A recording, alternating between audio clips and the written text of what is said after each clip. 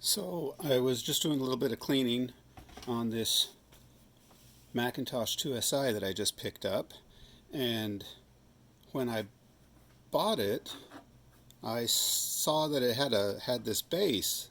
What I didn't realize was that the base was attached. I just thought the person who was selling it had set it on that as some sort of photography thing. Anyway, anchor pad, and it's screwed.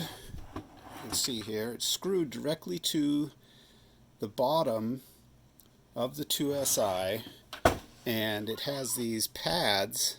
Don't know if you can see that, and the pads seem to be like glued on or epoxied onto the bottom of the case, and then they get screwed in to the bottom of the case, and it's a pretty thick and heavy piece of material. I'm guessing aluminum, painted aluminum. But yeah, it's threaded so that it can accept a bolt of some kind, and it looks like the bolt goes all the way down